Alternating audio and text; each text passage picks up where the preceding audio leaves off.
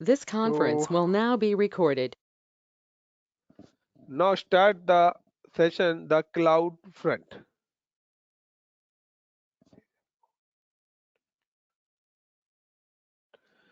So, so guys, cloud front का concept है, it is a one kind of CDN, content deliver network. Content delivery network का मतलब क्या है कि I am just give you the one example first of all कि suppose करो this is the one server is available, this is the data center of Google और either like a data center of Gmail. आपका Gmail में एक data centre बना हुआ है and its location is US. And now there is a one user is available in India, second user is available in Australia, and third user is available in US. तीन users हैं. एक user है आपका user one is India, user two is working in Australia and user three work in US. Now guys, अगर US से US का candidate इस server को एक्सेस करता है, so if we search in www.gmail.com,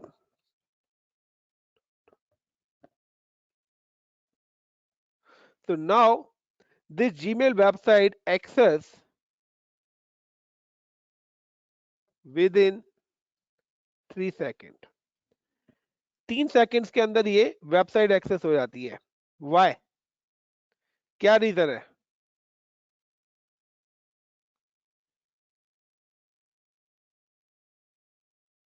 और इफ इंडिया का कोई यूजर डेटा सेंटर को एक्सेस करता है और आइदर ऑस्ट्रेलिया का कैंडिडेट कोई डेटा सेंटर को एक्सेस करता है, like the India user type is www.gmail.com,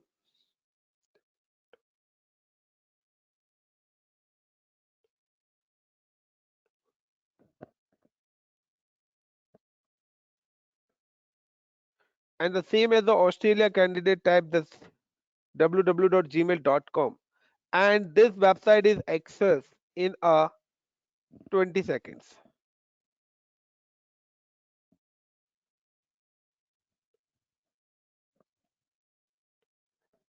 बताओ गाइस व्हाई, ऐसा क्यों है? कोई बताएगा? एनीवन? अंकित, बादल, दिलीप, पुष्पित, राम, साहिद, तरुण यूएस का सर्वर है अपना और .com इंडिया में .in जल्दी खुल जाएगा शायद .com के मुकाबले. डज नॉट मैटर, .co.in से कुछ नहीं है, वो कॉमर्शियल है. अच्छा कॉम का मतलब कॉमर्शियल है जी. IN का मतलब इंडिया नहीं होता. .tk का मतलब क्या है? .ml है तो फिर मतलब क्या है? कंट्री थोड़ी ना है. ये these are the standard domain .com, .gov, .in, .org. org कौन सी कंपनी हुई फिर? .com से कौन सी कंपनी हुई? गाइस देखिए यार, तुम लोगों को ना हर बार एक कहानी बनानी पड़ती है. अगर एक एयरपोर्ट आपके घर से 2 किलोमीटर है और एक 10 किलोमीटर है, तो पहले किस एयरपोर्ट पे आप पहुंचोगे अगर आपको अपने घर से जाना है? 2 3 किलोमीटर सेकंड किस एयरपोर्ट पे पहुंचने में लगेंगे? गाइस 3 सेकंड किस एयरपोर्ट पे पहुंचने में लगेंगे आपको? जो नजदीक है. हाँ और 10 मिनट्स किस एयरपोर्ट पे पहुंचने में लगेंगे? जो दूर है. तो यहाँ पर इंडिया 20 सेकंड में क्यों कर पा रहा है? ऑस्ट्रेलिया 20 सेकंड्स क्यों ले रहा है उस वेबसाइट को रिजॉल्व करने में? Because of latency, delay. Latency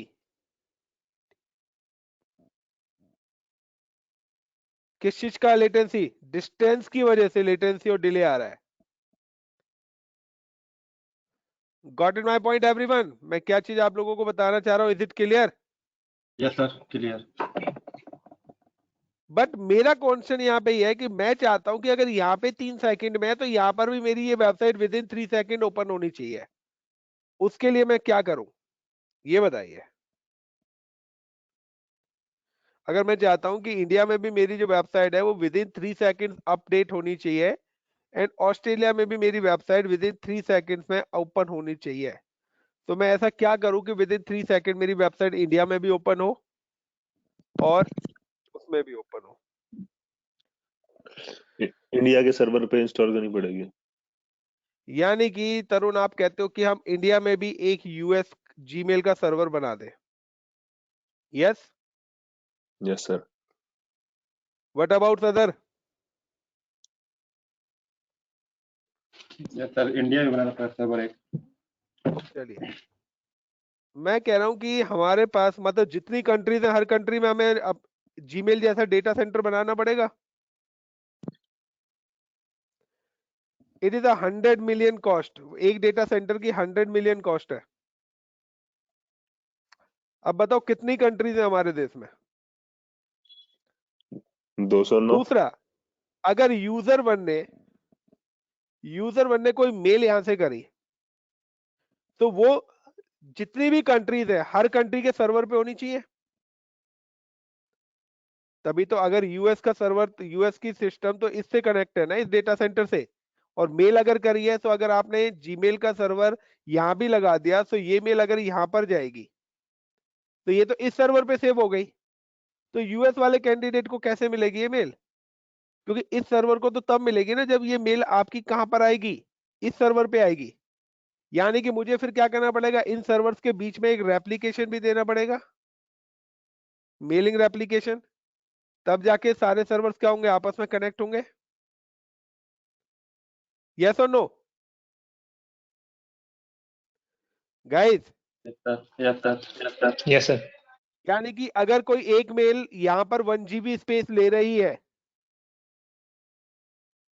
एक अगर आपने कोई मेल करी है फॉर एग्जांपल, कोई भी आपका मैसेज या कोई भी कंटेंट है, अगर वो एक सर्वर पे 1 GB ले रहा है और मेरे अगर 200 डेटा सेंटर्स हैं, तो यानी कि एक मेल को स्टोर करने के लिए मेरा कितना स्पेस जा रहा है, 200 GB? यस और नो? क्योंकि हर सर्वर पे वो मेल सेव होगी जाके। Guys, yes so sir. it is a loss or profit? Lost. फिर so it's not a good way कि you can deploy a data centers for every location।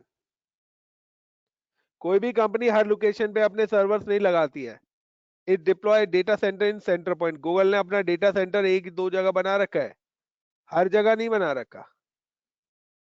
इसका solution है cloud front. Cloud front इसी चीज को ही use करने के लिए बनाई गई है। नाउ द क्लाउड फ्रंट का मतलब है कंटेंट डिलीवरी नेटवर्क। आप अपने कंटेंट को वर्ल्ड वाइड कहीं पर भी डिलीवर कर सकते हो। It use cloud front use edge location.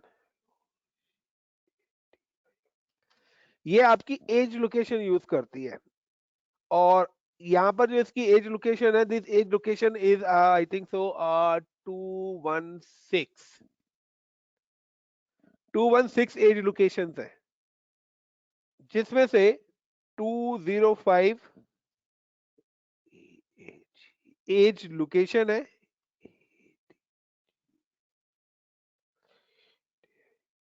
And 11 is edge region है।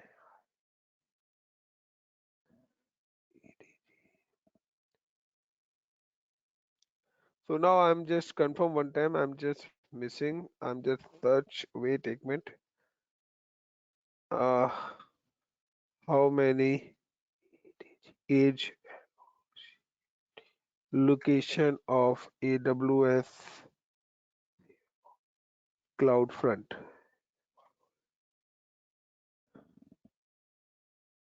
So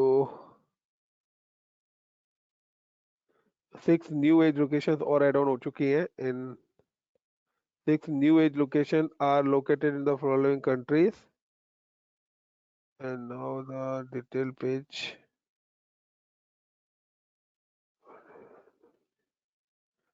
"45 countries." Okay, guys, अब यहाँ पे 310 यानी कि 300 plus edge location and 13 region यानी कि अब इंक्रीज हो चुका है. So there's a 300 age locations and 13 regional हो गए यानी कि यहाँ पर ये अब 205 ना होके इंक्रीज हो गया है. So is it a 300 यानी कि आपके पास अब एज लोकेशंस कितनी बना दी गई हैं? Amazon ने अपग्रेड करा है नेटवर्क. तो is it 300 plus 300 plus edge locations हैं और आपके जो रीजन थे पहले 11 थे और अब यहाँ पे हो गए 13 region. What is the meaning guys? Edge location और रीजन का मतलब है कि एज लोकेशन पे आपके यूज होते हैं वर्चुअल मेमोरी. एज लोकेशन पे आपके यूज होते हैं वर्चुअल मेमोरी. तो एज लोकेशन पे आपके होते हैं वर्चुअल मेमोरीज बोल सकते हैं और वर्चुअल सर्वर भी आप कर सकते हैं. But temporary.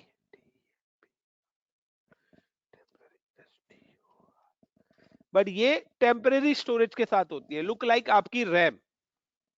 जिस तरीके से आपकी रैम टेम्परेरी होती है ना कि जब तक आपका सिस्टम ऑन है जब तक वो आपके हर सिस्टम की इंफॉर्मेशन रैम के अंदर सेव रहती है और जैसे ही आपका सिस्टम ऑफ हुआ तो ये सारी की सारी रैम फिनिश हो जाती है. तो दिस इज क्या? Read only memory, random access memory बोलते हैं. तो रीड ओनली मेमोरी भी बोला जाता है. तो यहाँ पर क्या है कि जब तक आपकी इंफॉर्मेशन है जब तक सिस्टम है उसके बाद सिस्टम बंद हो जाएगा वो रैम ऑटोमेटिकली फ्री हो जाएगी. दोबारा स्टेप होगा फिर जो जो एप्स आप जो जो चीजें ओपन करेंगे वो इन्फॉर्मेशन फिर से रैम के अंदर सेव हो जाएगी. तो सेम कंसेप्ट है कि जितनी भी एज लोकेशंस है वहां पर यूज होती है वर्चुअल मेमोरी या वर्चुअल सर्वर और उनका क्या काम है? This all is a temporary storages जिनका टाइम क्या होता है? मिनिमम 24 आवर और मैक्सिमम 1 ईयर. तो यहां पर ये जो डेटा स्टोर रखते हैं इस टेम्परेरी स्टोरेज के अंदर वो मिनिमम या तो 25 आवर्स के लिए स्टोर रखेंगे और मैक्सिमम फॉर 1 ईयर. तो द कंसर्न क्या है कि कंसर्न ये है कि इस डिले को किस तरीके से कॉन्फ़िगर करेंगे. तो हम क्या करेंगे? हम हर कंट्री में सर्वर ना लगा के हर कंट्री में एज लोकेशन दी हुई है. गाइस क्या एलोकेट करी हुई है? हर कंट्रीज के अंदर एज लोकेशंस बनाई गई है. तो this is my edge location कि ये मेरी इंडिया की एज लोकेशन हो गई and this is for Australia edge location हो गई. एक कंट्री में एक से ज्यादा लोकेशन भी हो सकती है. And this edge locations are connected by edge region. और सपोज करो दिस इज माय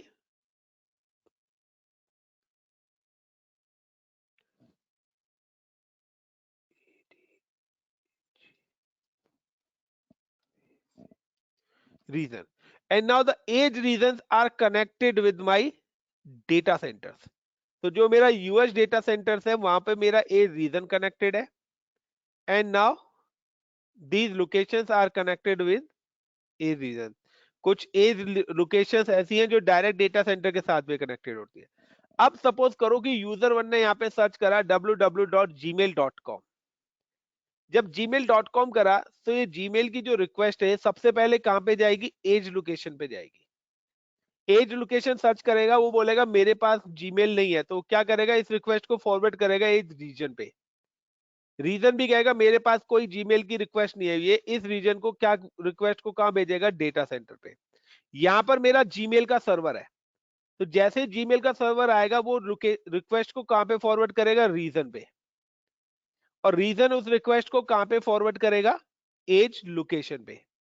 और एज लोकेशन से जो डेटा मेरा फॉरवर्ड होगा वो कहां पे होगा? यूजर वन पे जिसने जीमेल सर्च करा है. Got it the point guys? Is it clear everyone? Is it clear? Yes, sir. Yes, Yes, sir. sir. अब यहां पर क्या चैलेंज आ रहा है? यहां पे क्या चीज है समझने वाली कोशिश करना गाइस कि ये पूरा प्रोसेस होने में 20 सेकंड लगा. जब फर्स्ट टाइम आपने किसी चीज को सर्च करा तो आपका जो एक्सेस हुआ है वो 20 सेकंड में ही हुआ है। क्यों? क्योंकि आपकी जो रिक्वेस्ट है ना वो कहां पे गई है, यूएस तक गई है। लेकिन जब यूएस से रिक्वेस्ट आई थी उसने क्या करा कि जो यहां से जीमेल का लॉगिन पेज आता है उसने उस लॉगिन पेज की एक कॉपी यहां पे भी रख ली और एक कॉपी यहां पर भी रख ली। नाउ अब अगर कोई यूजर 2, अगर यहां पे कोई यूजर 5 है और यूजर 5 सर्च करता है www.gmail.com, तो इस बार gmail.com का पेज ऑलरेडी यहां पर है, तो वो इस रिक्वेस्ट को यहीं से ही दे देगा और आपकी जो रिक्वेस्ट है वो 3 सेकंड के अंदर ही एक्सेस हो जाएगी। यानी कि इस बार जो आपका रिक्वेस्ट है वो यूएस की फॉरवर्ड होगा ही नहीं। वो कहां पर होगा, एज लोकेशन से। क्योंकि पहले मैं कहता हूं कि लाइक कि पुष्पित ने सर्च करा www.gmail.com तो उसका लॉगिन पेज आ गया, लेकिन पुष्पित को एक्सेस करने में 20 सेकंड लगे। क्यों? क्योंकि मेरी एज लोकेशन में वो लॉगिन पेज ही नहीं था, उसकी डिटेल ही नहीं थी। तो मैंने वो पेज, वो लोकेशन कहां से एक्सेस करी, एज रीजन से, और एज रीजन ने वो कहां से एक्सेस करी, डेटा सेंटर से। जब मेरे पास आ गया तो मैंने उसकी एक कॉपी अपने पास रख ली और उसको लॉगिन दे दिया। अब नेक्स्ट टाइम अगर कोई भी यूजर अब सर्च करेगा तो मैं यहीं से इसको रिप्लाई देता रहूंगा। तो उस केस में मेरी जो रिक्वेस्ट है वो आगे फॉरवर्ड होगी ही नहीं। अब लाइक कि यहां पर किसी ने मेल करी, लाइक मैं कहता हूं यूजर 5 ने मेल करी यूजर 1 को। तो यूजर 1 को जब मेल करी तो वो मेल कहां पे जाके सेव होगी, वो मेल आपकी सेव हो जाएगी एज लोकेशन पे, और एज लोकेशन के बाद वो एज रीजन पे, और एज रीजन से जाके इस डेटा सेंटर के अंदर ही जाके सेव होगी। अब सपोज करो कि यूजर 5 ने 1 साल तक अपनी मेल आईडी क्या करी, ओपन नहीं करी। Got it my point? 1 year तक उसने अपनी मेल आईडी ओपन ही नहीं करी, लेकिन उसकी मेल आईडी का रिकॉर्ड कहां पर, एज लोकेशन पे है ना। सो यहां पर एक टाइम पीरियड है कि मैं सेट कर सकता हूं, not in 25 over, is it in 24 hours, कि मैं यहां पे सेट कर सकता हूं कि एज लोकेशन पे जो मेरा डेटा है वो कितने टाइम तक सेव रहे। अगर मैंने यहाँ पे करा हुआ है 24 आवर्स, तो यहाँ पर 24 आवर्स के बाद जो भी डेटा होगा वो उसको ऑटोमेटिकली क्या कर देगा, डिलीट कर देगा। सपोज करो कि यहाँ पर मैंने टाइम पीरियड सेट करा हुआ है 6 मंथ, तो मैंने अगर यहाँ पे 6 मंथ का टाइम सेट करा हुआ है यानी कि 180 डेज, तो ये जो यूजर 5 की जो डेटा है यहाँ पर मेल जो सेव हुई थी वो 6 मंथ तक ही सेव रहेगी यहाँ पर, और उसके बाद इस मेल को एज लोकेशन ऑटोमेटिकली क्या कर देगी, डिलीट कर देगी यहाँ से। तो यहाँ पे क्या है कि मेरी जो वर्चुअल मेमोरी है वो दोबारा से क्या हो जाएगी, फ्री हो जाएगी। तो क्योंकि यूजर्स ने तो 1 साल तक मेल ही नहीं खोली, तो मैं उसके डेटा को संभाल के यहाँ पे क्यों रखूं, क्योंकि कहीं ना कहीं मेरा तो स्टोरेज ही ब्लॉक कर रहा है ना वो मेल। तो मैं यहाँ से उसको डिलीट कर दूंगा, ऑटोमेटिकली वो मेल क्या हो जाएगी, यहाँ से डिलीट हो जाएगी, टाइम पीरियड जो भी हमने सेट करा हुआ है। नाउ अब यूजर 5 1 साल के बाद अपनी मेल आईडी करके मेल चेक करता है। जब वो www.gmail.com करेगा तो जीमेल तो हो जाएगा, लेकिन जब वो अपना अकाउंट ओपन करेगा, आईडी और पासवर्ड डालेगा, तो उसकी आईडी और पासवर्ड की इंफॉर्मेशन यहां से तो डिलीट हो चुकी है। तो maybe it's access via edge region, और एज रीजन भी अगर डिलीट कर चुका है तो फिर से क्या है, उसको अपना अकाउंट एक्सेस करने में 20 to 30 सेकंड दोबारा से लगेंगे, क्योंकि दोबारा से सेम प्रोसेस ही होगा। क्योंकि उसका अकाउंट डेटा सेंटर से डिलीट नहीं हुआ है, उसके अकाउंट की इंफॉर्मेशन कहां से डिलीट हो गई है, एज लोकेशन से डिलीट हुई है, जो कि टेम्परेरी स्टोरेज है, एज रीजन से डिलीट हो गई है, क्योंकि उसने 1 साल तक एक्सेस ही नहीं करा। बट हमने सेट करा हुआ है कि 6 मंथ, और यहाँ पे मैंने सेट करा हुआ है 8 मंथ, कि एज रीजन किसी भी डेटा को कितने टाइम तक स्टोर करके रखेगा, 8 मंथ तक, और एज लोकेशन कितने टाइम तक सेव करके रखेगी डेटा को, 6 मंथ तक। तो यानी कि अगर अब कोई भी यूजर सर्च करेगा तो उसका जो डेटा है इस लोकेशन पे या तो 6 मंथ तक सेट रहेगा और रीजन पे 8 मंथ तक। अगर वो विद इन 6 मंथ या 8 मंथ तक नहीं करता है तो यहां से ऑटोमेटिकली उसका डेटा डिलीट हो जाएगा और ये अपने स्पेस को फ्री कर देंगे for other users. Got it the point everyone? Guys, is it Yes, clear? sir. Yes, sir. Everyone? So this is a way. So how to access? Secondly, इसमें as location में और भी फायदा है कि आप चाहते हो कि अगर आप पर्टिकुलर कंट्री को ब्लॉक करना चाहते हो, लाइक आप चाहते हो कि आपका जो भी डेटा है वो आप चाहते हो ऑस्ट्रेलिया में ओपन ना हो, आप पर्टिकुलर कंट्री को ही ब्लॉक करना चाहते हो, तो आप पर्टिकुलर कंट्री को भी ब्लॉक कर सकते हो कि आपका जो डेटा है पर्टिकुलर इस लोकेशन पे या आपकी वेबसाइट है या कोई भी चीज है जो भी आप डिलीवर करना चाहते हो वो पर्टिकुलर कंट्री के लिए ब्लॉक हो जाए, तो आप रिस्ट्रिक्शंस भी लगा सकते हो कि आपका डेटा पर्टिकुलर किस कंट्री पर डिस्प्ले हो और किस कंट्री में डिस्प्ले ना हो। तो गाइस इस लैब को करने के लिए we are using one S3 storage. मैं यहाँ पे एक S3 स्टोरेज का यूज करने वाला हूं गाइस, और now then we have create a cloud front. Then मैं क्लाउड फ्रंट कॉन्फ़िगर करूंगा, and now when we create a cloud front, I am attach the cloud front with S3 storage. Now जो भी data हम यहाँ पे upload करेंगे वो cloud front के थ्रू हम क्या करेंगे, आउटसाइड में एक्सेस करेंगे। Is it clear? तो क्लाउड फ्रंट जब करेंगे तो वहां पे ऑलरेडी एज लोकेशंस होंगे, तो वहां पे आपके ऊपर है कि आप स्पेसिफिक एज लोकेशन सेलेक्ट करना चाहते हो या इंटायर सारी एज लोकेशन सेलेक्ट करना चाहते हो। वहीं पर ही आप सेट करोगे कि क्या टाइम पीरियड आप डालना चाहते हो। But as per the diagram I am just creating a 2 buckets. मैं यहाँ पे 2 बकेट्स क्रिएट करूंगा कि लाइक मैं एक को प्राइमरी बना के चलूंगा और एक को सेकेंडरी बना के चलूंगा। Got it? एक को प्राइमरी और एक को सेकेंडरी, लाइक कि मैंने इनके बीच में क्या करा हुआ है, एक वन काइंड ऑफ कि मैंने इनके बीच में एक रेप्लिकेशन करा हुआ है कि फर्दर अगर मेरी ये बकेट डिलीट हो जाती है, डेटा लॉस हो जाता है, तो मेरा डेटा दूसरी बकेट से एक्सेस होना स्टार्ट हो जाए। Got it the point everyone? Why I am create a primary और सेकेंडरी? Yes, sir. और इधर आप इनके बीच में रेप्लिकेशन इनेबल कर दोगे, तो वो आपके ऊपर, आप लैब किस तरीके से डिप्लॉय करना चाहते हो। तो now I am just log in with portal में ऑलरेडी लॉग इन हूं with, and now create a one storage account. तो सबसे पहले मैं यहाँ पे एक बकेट क्रिएट कर लेता हूँ। तो I am just go to S3,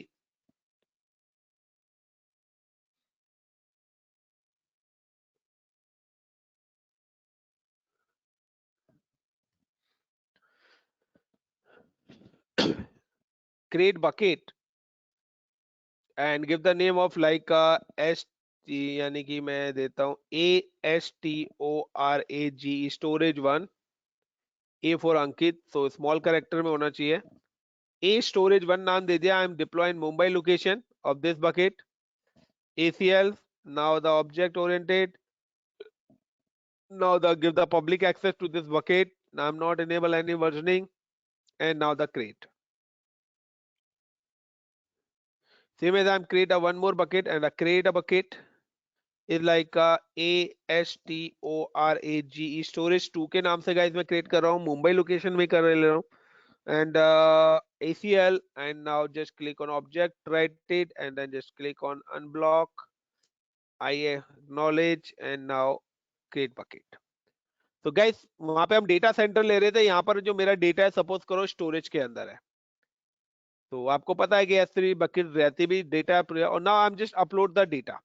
तो मैं लाइक का यहाँ पे 2 फाइल मैंने क्रिएट करी हुई है। फॉर एग्जांपल कि मेरी एक फाइल यहाँ पे बनी हुई है, look like I am create one file like with the name of new and text file with the name of Ankit। तो अंकित के नाम से मैंने एक फाइल यहाँ पे क्रिएट कर दी है, और मैं यहाँ पे लिख देता हूँ hello ANKIT, Ankit how are you। तो and save it। now I'm just hello like Dilip how are you, और मैं एक और फाइल यहाँ पे सेव कर देता हूँ, save as with the name of Dilip in a desktop with the name of Dilip। now I'm create welcome to my ICCP Infotech TCS Tech YouTube channel, and now I'm just save this file as a file, save as in a desktop with the name of index index.html, and now in desktop and save, ऐसे है। तो guys ये यहाँ पर मैंने 3 file बनाई और now हम just upload this file in a bucket. मैं ए स्टोरेज 1 यानी कि स्टोरेज 1 के अंदर जा रहा हूँ guys and I am just click on upload. और यहाँ पर मैं क्या करता हूँ, ऐड फाइल, मैं यहाँ पे 2 फाइल्स अपलोड करता हूँ। One file for name of Ankit and second is index. तो where is index file, where is index, error is available, index, here is this one index. So now guys I'm just upload 2 files in a storage 1. तो मैंने यहाँ पे 2 file storage 1 के अंदर करी है और मेक अ पब्लिक, अगर मैं पब्लिकली इनको एक्सेस करना चाहता हूँ तो इनको give the make a public. और ये सारा काम हमने ऑलरेडी पहले करा हुआ है, बकेट बना के डेटा कैसे अपलोड करते हैं। Now the same as I am just click on storage 2 कि सपोज करो आप अपना डेटा यहाँ पे रख रहे हो, तो ये डेटा सेव हो रहा है आपका। सो डेटा का मतलब है, तो हम यहाँ पे मैनुअली अपलोड कर रहे हैं, बट रियल टाइम में यूजर से होते हैं, यूजर्स की फाइल्स का डेटा होता है, like you and me. And now the Dilip, और सेकंड स्टोरेज के अंदर आई am just upload the Dilip and add one more file, I am just give the error file. तो एरर फाइल मैंने दिलीप के यानी स्टोरेज 2 के अंदर ऐड ऑन करा है and now just click on upload and now close, or I'm just give the public access to this.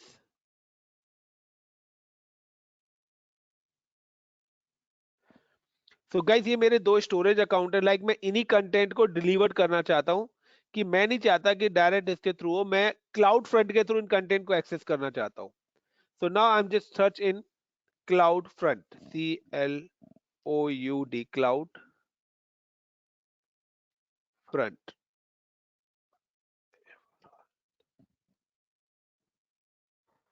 तो content delivery network, the global content delivery network. तो यहाँ पे ग्लोबल लिखा आ जाएगा, क्लाउड फ्रंट पे भी कोई पर्टिकुलर रीजन आपका लिखा नहीं आ रहा। This is for globally service the enable accelerator reliable and secure content delivery for Amazon S3 bucket. तो जाएगा create a cloud front. Origin name, यानी कि ओरिजिन का मतलब है कि आपका जो डेटा है वो कहां से है, तो आप किस वाले स्टोरेज के डेटा को डिस्ट्रीब्यूट करना चाहते हो। तो I M give the a storage 1। Origin path आप कुछ देना चाहते हो दे सकते हो। Inter a name of this origin, आप कुछ और नाम देना चाहते हो, like I am give the name, like I am just give the name of Ankit, Ankit data, मैंने इसको यहाँ पे नाम दे दिया अंकित डेटा ओरिजिन को। And use S3 bucket access, तो मैं यहाँ पे अभी don't use OI bucket must allow the public access, तो ऑलरेडी पब्लिक एक्सेस है। तो bucket can restrict access to only CloudFront, so मैं यहाँ पे कुछ नहीं कर रहा। And now the enable original seal, मैं नहीं कर रहा कुछ भी गाइस, क्योंकि ये सब चार्जेस अवेलेबल हैं। एंड अभी मैं आपको यहाँ पे कुछ नहीं बता रहा, मैं बाद में सेटिंग्स आपको बताऊंगा। आपकी जो भी रिक्वेस्ट हो HTTP और HTTPS के थ्रू होगी। एंड अगर आप कैशे सेटिंग देखना चाहते हो तो आपकी कुकीज वगैरह से रिलेटेड है यहाँ पे।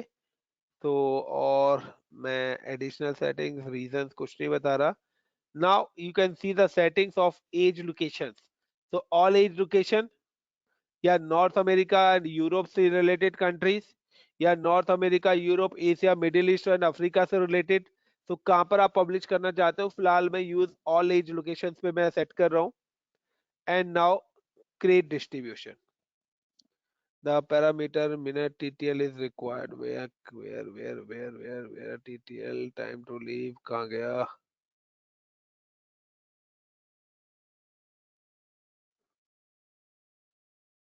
अरे भाई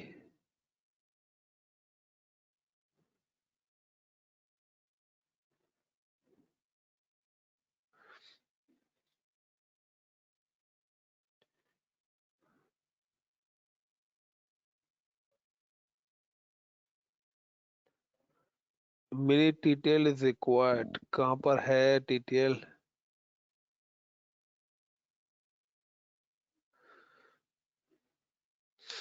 TTL का एरर कहाँ पे आ रहा है यार।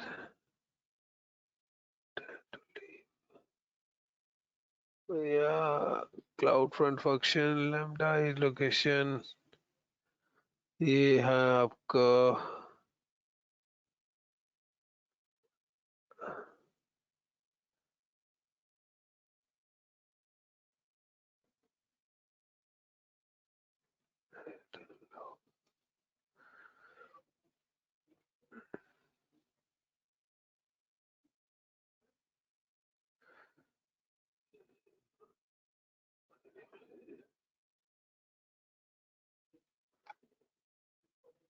वेयर डिटेल का एरर क्यों आ रहा है यहाँ पे गाइस? क्या आपको दिख रहा है डिटेल से related?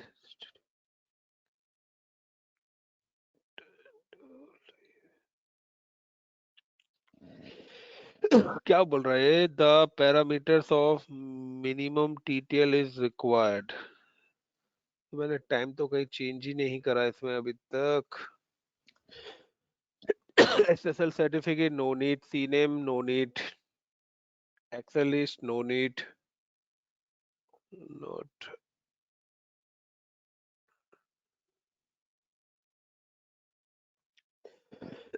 not assigned, enables real-time log.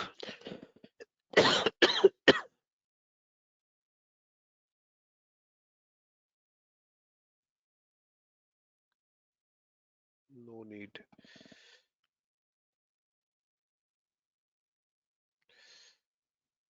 Create policies, request.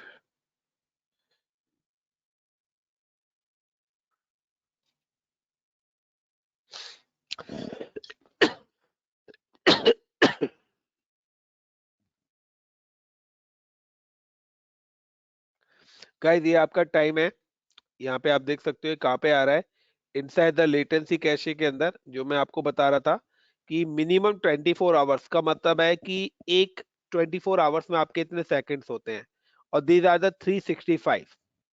तो यहाँ पर आपने ये अपना टाइम सेट करना है कि आप कितने टाइम पीरियड के लिए सेट करना है। तो मिनिमम टाइम इन लाइक मैं यहाँ पे दे देता हूँ लाइक 3600, यानी कि कितने सेकंड तक मेरा रहेगा? 3600 सेकंड।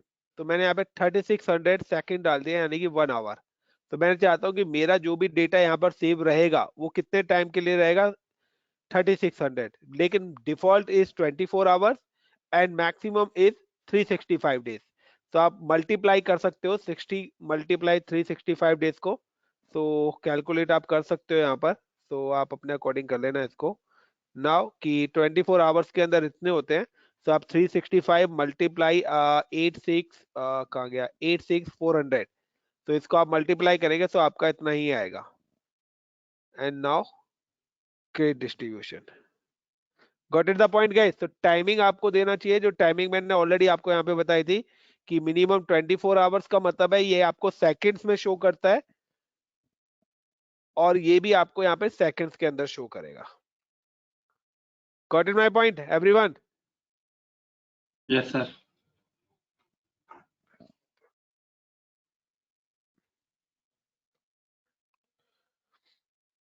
Now just wait. अब गाइस आता है कि अब यहाँ पे मैं आपको कुछ अदर चीजें बताता हूँ क्लाउड फ्रंट के अंदर ही। नाउ कि यहाँ पे देखिए ये एक डिस्ट्रीब्यूशन डोमेन नेम यहाँ पे शो हो रहा है, it's showing the distribution domain name and is deploying है। लास्ट मॉडिफिकेशन इज डिप्लॉयमेंट अभी चल रहा है। This is a distribution domain name. I am just copy this domain name and share with you. आप लोग मे बी मोबाइल पे होंगे, so I am share with you. अब अगर आपको कोई भी कंटेंट एक्सेस करना है तो आप क्या करेंगे? You can just give the domain name, और डोमेन नेम करने के बाद मैं यहाँ पे नाम डाल दूंगा विद द नेम ऑफ कि मेरा जो कंटेंट था ANKIT अंकित डॉट TXT, ये टेक्स्ट फाइल थी मेरी। तो मैंने यहाँ पे सिर्फ नाम डाला अंकित डॉट टेक्स्ट, यानी कि डोमेन नेम जो मेरा क्लाउड फ्रंट का URL है उसका नेम डाला, प्लस अंकित डॉट टेक्स्ट करके मैंने यहाँ पे एड ऑन करा। तो जब भी मैं अंकित डॉट टेक्स्ट करके यहाँ पे एड ऑन करूंगा तो यू कैन सी कि मेरा जो ये कंटेंट है ये ऑटोमेटिकली यहाँ पर एक्सेस हो जाएगा। बट आपका जो नेम है वो एक्चुअल वही नेम होना चाहिए जो आपकी S3 बकेट स्टोरेज के अंदर आपने कंटेंट का नाम रखा हुआ है। तो नाउ आई एम चेक कि मेरा जो कंप्लीट नेम है वो क्या यही है, तो मैं S3 स्टोरेज के अंदर चेक कर लेता हूं।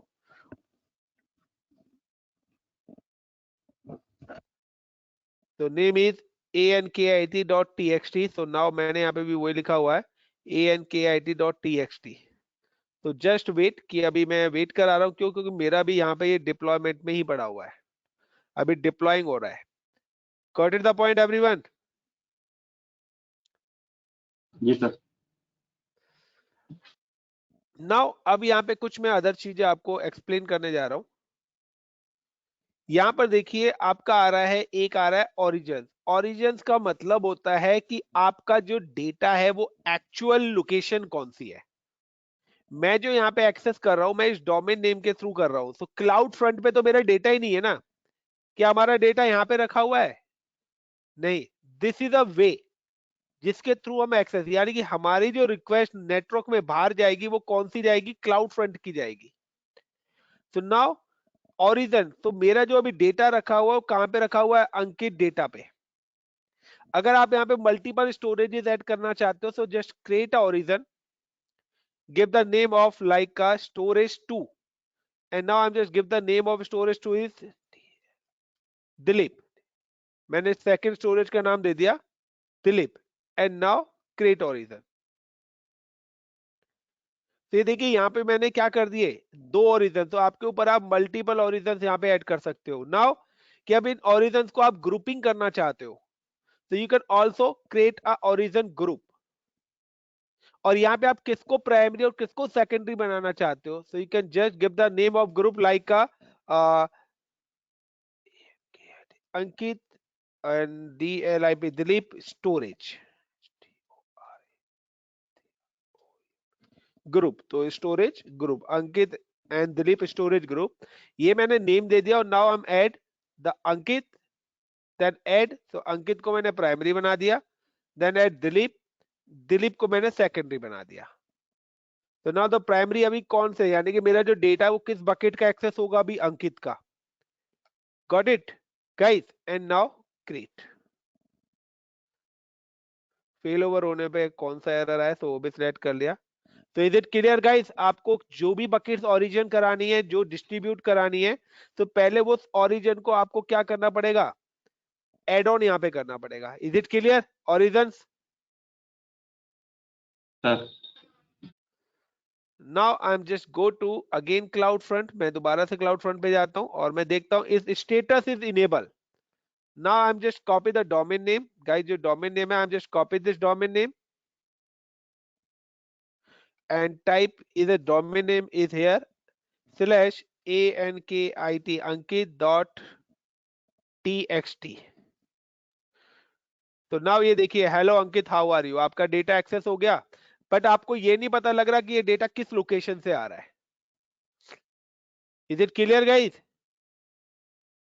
नाउ मैंने एक और डेटा डाला था जिसका भी डेटा लाइक दिलीप का है, तो दिलीप यहां से एक्सेस नहीं होगा। दिलीप को सॉरी एक ग्रुप के अंदर डाला है, बट अभी फिलहाल दिलीप.txt करूंगा तो वो मेरा एक्सेस यहाँ पे नहीं होगा। It's give you the error, क्योंकि मेरी जो प्राइमरी बकेट है अंकित के नाम से है, और अंकित में मैंने एक और वेब पेज ऐड करा था INDEX index.html। तो जो भी मेरे डेटा का नाम है वो मैं सिर्फ यहाँ पे फाइल का नाम डालूंगा इस डोमेन के बाद, और वो फाइल मेरी एक्सेस हो जाएगी। बट एक चीज ध्यान की, वो फाइल मैंने स्टोरेज में पब्लिक कर रखी है और मुझे उसका नाम भी पता होना चाहिए। तो यहाँ पर क्या है कि पहले मैं बता रहा था कि अगर आपको स्टोरेज से कोई भी डेटा एक्सेस करना है तो आपको इतना बड़ा URL यूज करना पड़ता था। बट क्या मैं हर डेटा का URL ही शेयर करता रहूंगा क्या? तो मैंने एक नेम बना दिया और मैंने कि जिस भी यूजर को अपना डेटा एक्सेस करना है उस नेम के बाद स्लैश करके अपनी फाइल का नाम डालेगा, उसकी वो फाइल एक्सेस हो जाएगी। Got it the point everyone? Sir Yes, sir. या सो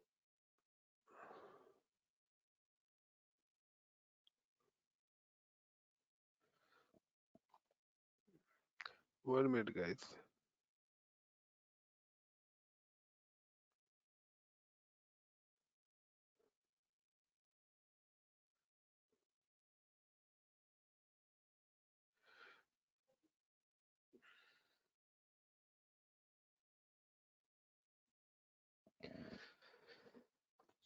देन नेक्स्ट कि अब आता है कि देखिए यहाँ पर अब नेक्स्ट ऑप्शन आता है। अगर आप चाहते हो कि ओरिजिन अपना चेंज करना चाहते हो, आप चाहते हो कि मेरा जो डेटा है वो जो डेटा है मेरा मैं चाहता हूँ दिलीप वाला फॉरवर्ड हो, तो आप क्या करोगे? यहाँ पे आके आपको आना है बिहेवियर के अंदर, और बिहेवियर में अभी आपका जो ओरिजिन है वो किस बकेट का हो रहा है?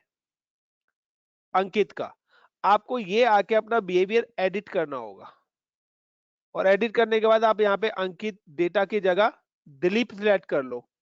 तो ये आपकी दिलीप वाली बकेट से फॉरवर्ड होगा, या आप ग्रुप कर रहे हो तो ग्रुप हो जाएगा, तो कंबाइंड हो जाएगा। सो मैंने यहाँ पे क्या सिलेक्ट कर लिया, ग्रुप सिलेक्ट कर लिया, और इस ग्रुप के अंदर मैंने क्या करा हुआ है, दोनों की दोनों बकेट्स ऐड करी हुई है। Got it the point. और आप जो भी टाइम पीरियड देना चाहते हो ग्रुप की स्टोरेज के लिए वो आप यहाँ पे एलोकेट कर सकते हो। और नाउ द सेव चेंजेस, यानी कि अब मैंने यहाँ पे क्या सिलेक्ट कर लिया है, ग्रुप। बिहेवियर के अंदर क्या करा गया, ग्रुप सिलेक्ट कर लिया है ना, अंकित दिलीप स्टोरेज। और ग्रुप के अंदर मैंने क्या एड ऑन करा हुआ है, इन अ ग्रुप मैंने क्या करा है, अंकित डेटा दिलीप। तो आप सिंगल स्टोरेज करना चाहते हो तो सिंगल स्टोरेज भी है, तो आपको पहले क्या करना है, ओरिजिन ऐड करना है, देन बिहेवियर में जाके उसको पब्लिश भी करना है, क्योंकि आपका जो पब्लिश होगा वो इस बिहेवियर से जाके पब्लिश होगा। Now just I'm just click on a journal, and deployment is running on. I'm just clicking on enable, and status is enable hai. Now I'm just replace, and alternate domain name is nothing. And now guys I'm just type here, or again I'm check here is in Dilip.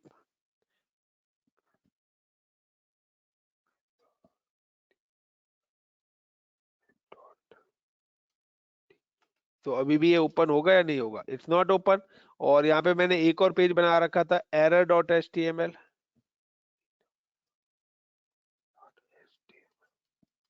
ये भी open नहीं हो रहा। Y, क्यों? क्योंकि अगर आप इसको ओपन कराना चाहते हो तो आपको क्या करना पड़ेगा, क्लाउड फ्रंट पे जाने के लिए you can go to, this is a cloud front. आपको क्लाउड फ्रंट पे जाना है, ओरिजिन पे जाना है, और यहाँ पे आपका ये जो ओरिजिन ग्रुप है, this is your origin group, edit, और यहाँ पे आप जैसे इसको स्विच कर दीजिए, Dilip is primary, and save changes. और अगर आपने रेप्लिकेशन करा हुआ है तो अगर आपका कोई कंटेंट डिलीट होता है तो वो दूसरी बकेट से ऑटोमेटिकली आ ही जाएगा वहां पे। तो नाउ कि अब मैंने प्राइमरी किसको ऐड ऑन कर दिया, एज अ दिलीप। तो अब आप देखिए, अब आपका सब कुछ एक्सेसिबल होगा यहाँ पे भी थोड़ी देर में। My website is not working,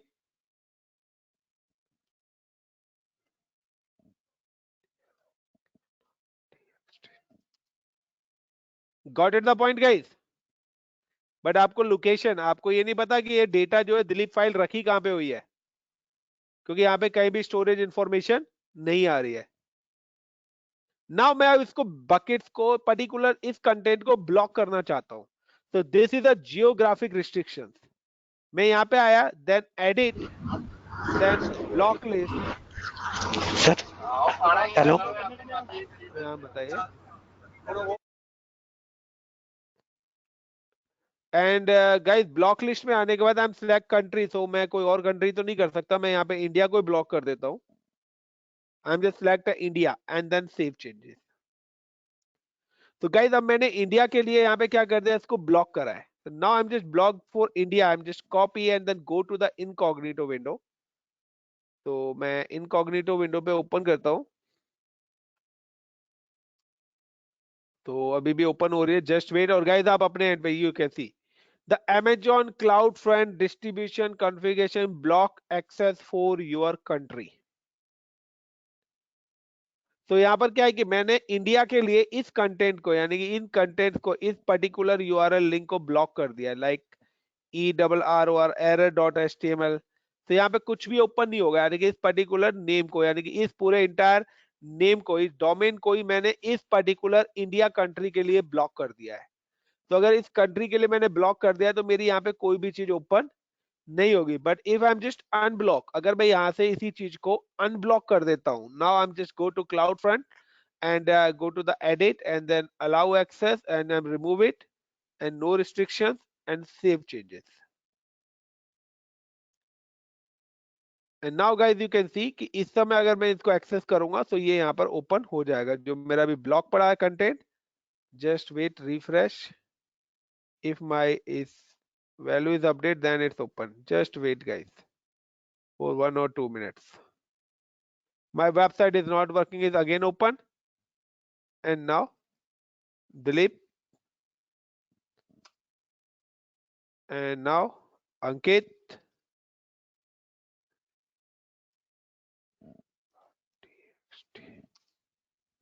तो अंकित नहीं चला, क्यों? क्योंकि वो सेकेंडरी बन गई है। Is it clear, guys? The use of CloudFront. But sir How grouping to करिए deliver तो चाहिए content through a ना CloudFront. क्या चीज? दिलीप?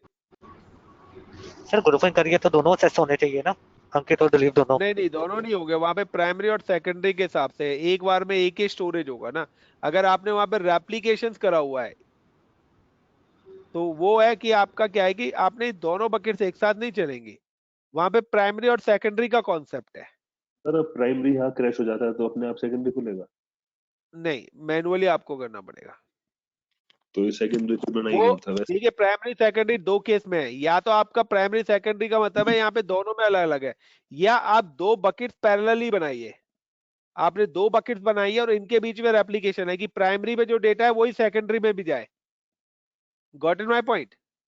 Yes sir. कि अगर आपका डेटा डिलीट होता है, मैंने तो बकेट चेंज करी है, मैं बकेट की बात कर रहा हूं, तो बकेट अगर डिलीट होती है तब है, लेकिन हमारा बकेट डिलीट नहीं होती, मेरा डेटा डिलीट होता है। यूजर के पास राइट्स नहीं है कि वो बकेट को डिलीट कर सके। जो डेटा अपलोड कर रहा है उसको स्टोरेज को डिलीट ही नहीं कर सकता। तो वो प्राइमरी और सेकेंडरी बकेट से पैरेलल ही आपने दो बना रखी है, बट आप उनके बीच में रेप्लिकेशन डाल सकते हो कि अगर कोई फाइल डिलीट होती है तो दूसरी वाले से ऑटोमेटिक आ जाए, या फिर मेरे को ऊपर है कि मैं किस बकेट को किस डोमेन पे पब्लिश कराना चाहता हूं। मेरा अगर स्टोरेज डिलीट होता है ना तब जाएगा ना सेकेंडरी पे ऑटोमेटिकली, आप ये कह रहे हो ना, वो नहीं जाएगा यहाँ पे। क्योंकि प्राइमरी सेकेंडरी का मतलब बैकअप थोड़ी ना है, दोनों अलग अलग बकेट्स हैं। आप कब किसको कौन से डेटा को कहां पे पब्लिश कराना चाहते हो वो आपके ऊपर है। मेरे पास तो मल्टीपल डेटा सेंटर्स है, मैं किस डेटा सेंटर को किस स्टोरेज को मूव कराना चाहता हूं, किस स्टोरेज को पब्लिश कराना चाहता हूं, उसके लिए प्राइमरी सेकेंडरी है। Got it the point? Yes sir. Like data centre US, ये मेरा हो गया लाइक मुंबई, ये हो गया मेरा लाइक सिंगापुर। तो मैं सिंगापुर से अपना डेटा पब्लिश कराना चाहता हूं या मुंबई से, चॉइसेस मेरी है ना। कि अगर मेरे इस डेटा सेंटर के अंदर कोई प्रॉब्लम आई है, देन मैंने क्या कर दिया, तुरंत स्विच कर दिया, तो अब मेरा डेटा यहीं से यहाँ से पब्लिश हो रहा है, उतनी देर में मैं ये ट्रबल शूट करूंगा, तो मेरी सर्विस तो नहीं रुकी ना। हाल ही मेरे को कितना टाइम लगा, 30 सेकेंड।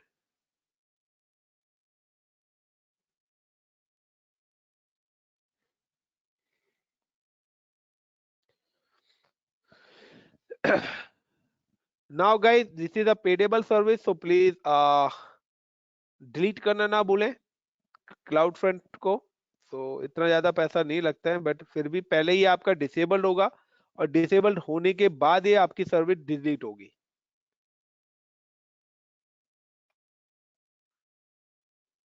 तो जब तक ये डिसेबल नहीं होगा प्रॉपर तरीके से, जब तक आपका डिलीट का ऑप्शन भी इनेबल नहीं होगा। तो नाउ अगेन कि इज इट कंटिन्यू या स्टॉप? सौरभ सॉरी यार, मैं ना लिंक शेयर करना भूल गया था आप लोगों को। तो ये वीडियो आप एक बार देख लेना, अगर नहीं होगा तो मैं अगेन रिपीट कर दूंगा टॉपिक, ठीक है? सर वो क्लास मैंने खत्म एक्चुअली क्या ना, हो गया? कुछ को तो कर दिया था, कुछ एग्रा को, बट वो मैं इधर शेयर करना भूल गया था। वो गलती से ग्रुप की जगह मैंने डायरेक्ट यूजर को ही कर दिया था। ठीक सर है मुझे सौरभ? लगा आज क्लास है ही नहीं। तो कोई नहीं सर, नहीं मैं नहीं, यूट्यूब पे वीडियो देख लूंगा, ठीक है। देख लेना, नहीं होगा मैं रिपीट कर दूंगा, डोंट वरी, वैसे क्लियर हो जाएगा आपको, टेंशन नो। एंड ठीक है now sir. Guys, is it enough? या we have start the new session, new topic? Everyone please reply, don't wait to other candidate, आप अपने रिव्यूज दीजिए। इनफ है सर। सर। चलिए, थैंक यू।